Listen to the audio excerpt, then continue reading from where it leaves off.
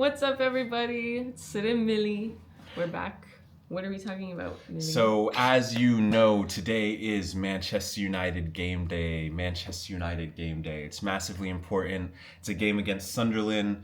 I think it's another opportunity for the Reds to kind of take a step in the right direction and kind of continue to solidify Michael Carrick as our permanent manager going forward. So yeah, I just want to kind of bark about that. That's cool. Yeah, let's do it, Millie. Yeah, I just genuinely think like the progression we've seen, even if you look at the success of Bayern Munich with Vincent Kompany, I think there is a certain level of connectedness you get with a former player as a manager. I think they do a really good job of bringing teams together and uniting the team around them. And I definitely can hear the argument for Luis Enrique, who is the coach of PSG. He's like one of the high up contenders for every managerial job, solely because he is doing phenomenal with PSG and really has worked his magic with that team. However, I just think that, again, it is more important to focus in on the familiarity of the Premier League, right? PSG has been able to manipulate the French league, get games moved around to offer them extra rest time, get games canceled so that they can get extra rest time for Champions League games. That will literally never happen in the Premier League. It will never happen. The FA will laugh in his face. So we need, again, a manager who understands the strenuous nature of the Premier League, a manager who understands what it takes to win the Premier League, and a manager who understands what this competition is like. It isn't just about bringing in a manager who can win games or who can institute a certain style of football. I can hear that with that argument, but you need a certain level of familiarity to have success in the Premier League. It is not a league that anybody can just show up and have a happy day in. We've seen numerous managers fail in the Premier League who came into the Premier League with massive resumes. So we know that resume alone will not win you a Premier League title.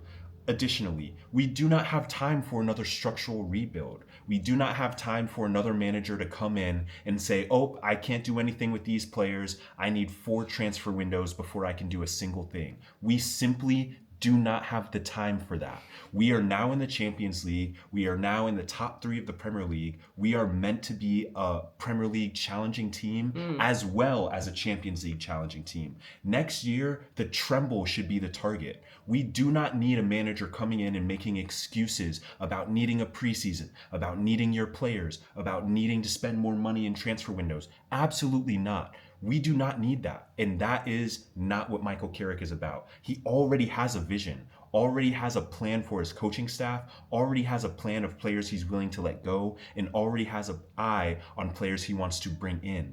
That is what we need. A manager who already has a plan now, not a manager that needs to learn English. A manager that already has a plan and knows our players, knows our squad, knows Carrington, is already at the U21 games, is showing up and watching our club develop. That is what we need. And that is why Michael Carrick is the man for the job. He has to be the man for the job. We do not need another foreign solution, as much as I hate to say it. We do not need a coach that is not Premier League tested. Ineos have said that they want to only continue buying players that are Premier League tested, such as Cunha, such as Membo. They want to continue this trend of buying players that are already successful in the Premier League. So with that being said, wouldn't it make sense to continue that same trend as far as our manager? Wouldn't it make sense to maintain a manager that is already familiar with our league and has already shown signs of success in our league now? Think about it. Michael Carrick has beaten every traditional top 6 club already now. He's not asking for more time. He's not asking for a transfer window. He's not asking for shit except for the job. And that's all he needs. That's what we've got to give him. He deserves it. He has done everything we would need him to do, and we do not need excuses.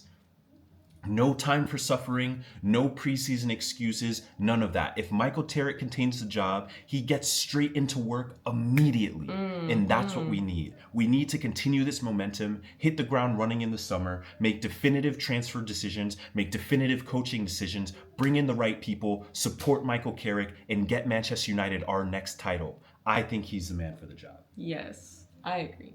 What can you really say? That is how I feel about it. I'm out here sweating because that is what I'm saying. Michael Carrick is the man for the job. He must be the man for the job. Ineos must retain him.